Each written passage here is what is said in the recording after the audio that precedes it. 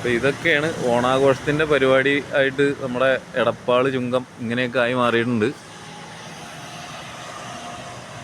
Light arrangements തുടങ്ങിയിട്ടേ ഉള്ളൂ, തീർന്നിട്ടില്ല, പൂർത്തിയായിട്ടില്ല. പൂർത്തിയായി കഴിഞ്ഞിട്ട് അതിൻ്റെ വീഡിയോ വരുന്നതാണ്. അപ്പോൾ ഞങ്ങൾ നൈറ്റ് ഡ്രൈവേഴ്സാണ്, നൈറ്റ് റൈഡേഴ്സ്. ഇതൊക്കെ നമ്മുടെ നൈറ്റ് റൈഡേഴ്സാണ്. ഇതാണ് നാസർക്ക. എടപ്പാളിൻ്റെ വെളിച്ചവും ഹൃദയമൊക്കെ നാസർക്കയാണ്. നാസർക്കാൻ്റെ കെയർ ഓഫിലാണ് ഈ കംപ്ലീറ്റ് പരിപാടിയും പണിയൊക്കെ ഇവിടെ നടക്കുന്നത്. നാസർക്ക ഒന്നുകൂടെ നോക്കി.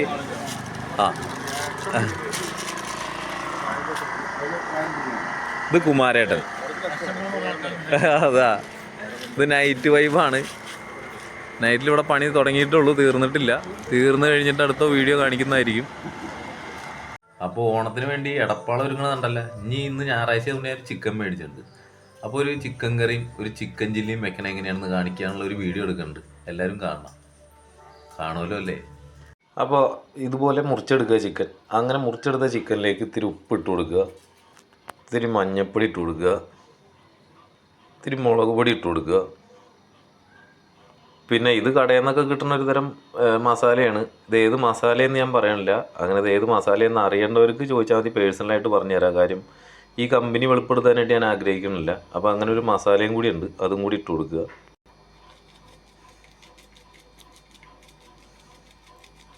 എന്നിട്ട് ഇച്ചിരി വെളിച്ചെണ്ണയും കൂടി ഞങ്ങൾ ഒഴിച്ച് കൊടുക്കുക. എന്നിട്ട് നന്നായിട്ട് അങ്ങോട്ട് കുഴച്ചോളുക. മസാലയൊക്കെ നന്നായിട്ട് അങ്ങോട്ട് പിടിക്കണം.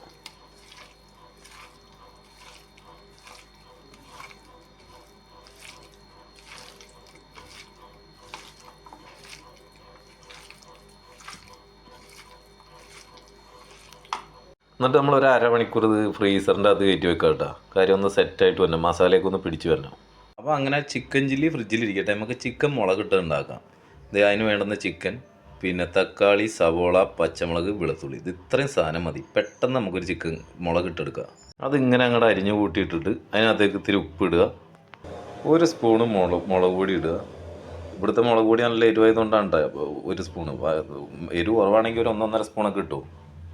ഇച്ചിരി മഞ്ഞൾപ്പൊടി ഇടുക. അതായത് ഇങ്ങനെ നന്നായിട്ട് അങ്ങോട്ട് കുഴയ്ക്കുക, നന്നായിട്ട് കുഴയ്ക്കുക.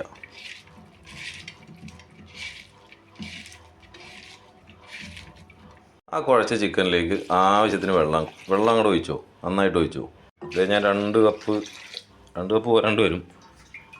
2 കപ്പ് നിറച്ച് വെള്ളം ഒഴിച്ചിട്ടുണ്ട്. എന്നിട്ട് ഇത് അടുപ്പത്ത് കൊണ്ടുവന്ന് വെച്ചിട്ടുണ്ട്. ഇത് തിളയ്ക്കട്ടെ. അപ്പോൾ അതേ തള വന്നിട്ടുണ്ട്. തള വന്നു കഴിഞ്ഞാൽ നമ്മുടെ ചിക്കൻ അതിലേക്ക് അങ്ങോട്ട് ഇട്ട് കൊടുക്കുക.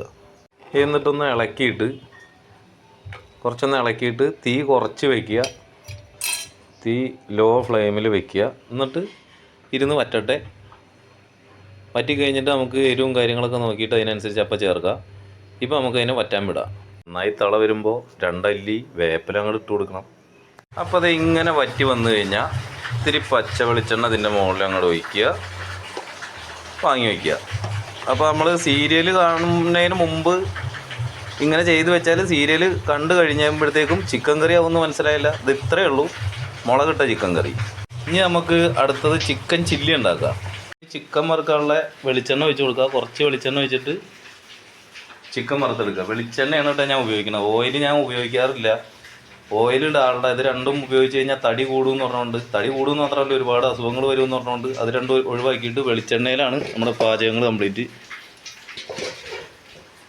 എന്നിട്ട് നമ്മുടെ ചിക്കൻ അടിച്ച് കൊടുക്കുക. അപ്പം അതിലേക്ക് ഇത്തിരി വേപ്പില അങ്ങ് ഇട്ട് കൊടുക്കുക. ചട്ടകം കൊണ്ട് ഒരിക്കലും പെട്ടെന്നൊന്നും ഇളക്കരുത്. ഇതൊന്ന് മസാല പിടിച്ചതിന് ശേഷം മാത്രം ചട്ടകം കൊണ്ട് ഇളക്കുക. പുറത്ത് നല്ല മഴ ആയതുകൊണ്ട് ലൈറ്റപ്പിന് വേണ്ടിയിട്ട് എമർജൻസിയും പിടിച്ചിട്ട് അപ്പുറത്ത് വേറൊരാൾ ഇരിപ്പുണ്ട്. ആ വ്യക്തിയോടുള്ള നന്ദി ഞാൻ ഈ അവസരത്തിൽ പ്രത്യേകം അറിയിച്ചു കൊള്ളുന്നു. ഇടയ്ക്കിടയ്ക്ക് ഇങ്ങനെ ഒന്ന് ഇളക്കി കൊടുക്കുക. ഇനി ഒന്ന്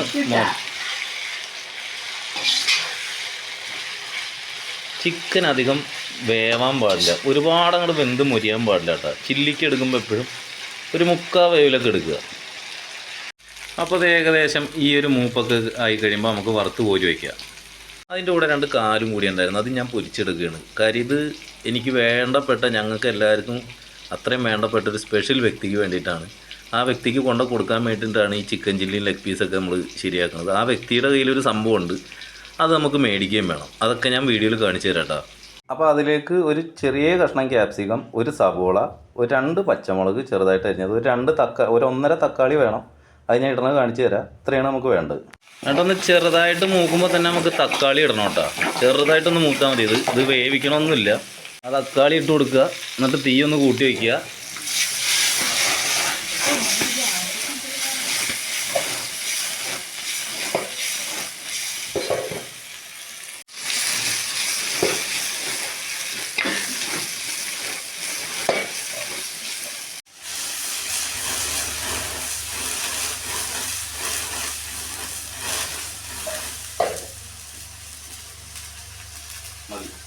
ഇട്ട് കൊടുക്കുക.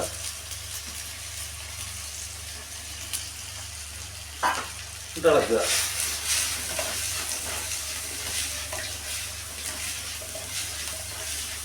മതി. എന്നിട്ട് ഇതിലേക്ക് തക്കാളി സോസ്, ഇതുപോലെ തക്കാളി സോസ് കുറച്ചാണ് ഒഴിച്ച് കൊടുക്കുക.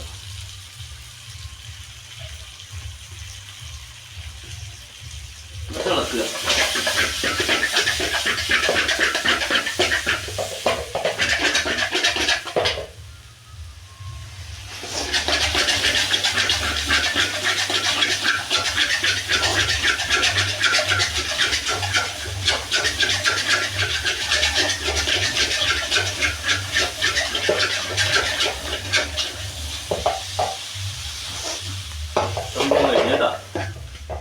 അപ്പോൾ ചിക്കൻ ചില്ലിയൊക്കെ പാഴ്സലാക്കി നമ്മളിനി ആ വ്യക്തിയുടെ വീട്ടിലേക്ക് പോകണ്ട, ആ ആളെ കാണാൻ വേണ്ടി പോവാണ്. അപ്പം ഞാൻ ഇന്നലെ 7:30 ആകുമ്പോൾ പിന്നെയും പോയിട്ടുണ്ടായിരുന്നു, എടപ്പാൾ പോയിട്ടുണ്ടായിരുന്നു. ഓടി 1500 രൂപക്ക് പിന്നെ ഓടി. BP അങ്ങാടിയൊക്കെ ഒരു ഓട്ടോ കിട്ടി, നല്ല ലോങ് ഓട്ടോ കിട്ടി. 10,500 രൂപക്ക് പിന്നെ ഓടി. അപ്പോൾ ടോട്ടൽ ഇന്നലെ ഒരു 3000-ൻ്റെ അടുത്ത് ഓടിയിട്ടുണ്ട്. ബാക്കി ഒരു 2000 രൂപ ഡീസലൊക്കെ കഴിഞ്ഞ് ചിലവൊക്കെ കഴിഞ്ഞിട്ട് 10,000-2000 രൂപ മിച്ചം വയ്ക്കാൻ പറ്റിയിട്ടുണ്ട്. അതിന് മുമ്പ് ഒരാഴ്ച നമുക്ക് തീരെ ഓട്ടം ഇല്ലായിരുന്നു. 300, 400 അങ്ങനെയൊക്കെ ഇരിക്കുമ്പോൾ ദൈവം തന്നൊരു സഹായമാണ് ഇപ്പോൾ ആ ഓട്ടം. എന്തായാലും ഓട്ടോറിക്ഷ എടുക്കാൻ പോകുന്നവർക്കൊരു പ്രചോദനമായിരിക്കും. പക്ഷേ അതിൻ്റെ അപ്പുറത്ത് ഞങ്ങൾ അടുത്ത പ്രാവശ്യം ഓടണതും കൂടിയിട്ടുള്ള കളക്ഷൻ ഞാൻ കാണിച്ചു തരാം. ഇതിപ്പോൾ ഈ ഓണം വരെയുള്ള കളക്ഷനും അത് കഴിഞ്ഞിട്ട് ഓണം കഴിഞ്ഞിട്ട് എത്ര രൂപയ്ക്കൊക്കെ ഓടുന്നുണ്ട് എന്നുള്ളത് കാണിച്ച് തന്നിട്ട് മുഴുവൻ കണ്ടിട്ട് ഈ വണ്ടി എടുക്കാനായിട്ട് ഓടിയാൽ മതി. ഇത്രയും ഓട്ടോ ഉണ്ടല്ല എന്നൊക്കെ ഓർത്തിട്ട് ഓടിങ്ങോട്ട് വരണ്ട. അപ്പോൾ അത് മുഴുവനായിട്ട് കാണുക. എന്നിട്ട് നിങ്ങൾ തീരുമാനിക്കുക ഈ വണ്ടിയായിട്ട് മുമ്പോട്ട് പോകണോ, ഈ വണ്ടിയായിട്ട് പോയി കഴിഞ്ഞാൽ മെച്ചം ഉണ്ടോയെന്നൊക്കെ ഉള്ളത് നിങ്ങൾ തീരുമാനിക്കുക. അപ്പോൾ നമ്മൾ സ്പെഷ്യൽ വ്യക്തിയുടെ അടുത്തേക്ക് പോവുകയാണ്. ആ വ്യക്തിയുടെ അടുത്തേക്ക് പോകുമ്പോൾ അവരുടെ വീട്ടിലേക്ക് പോകുമ്പോഴുള്ള കാഴ്ച നിങ്ങൾ നേരത്തെ കാണിച്ചിട്ടുള്ള പുണ്യവർക്കുളത്തേക്ക് തന്നെയാണ്. അപ്പോൾ എന്തെങ്കിലും ആ പോണ വഴിക്ക് സ്പെഷ്യൽ വല്ല കാഴ്ചകളൊക്കെ ഉണ്ടെങ്കിൽ അതൊക്കെ ആയിട്ട് അടുത്ത വീഡിയോയിൽ കാണാം.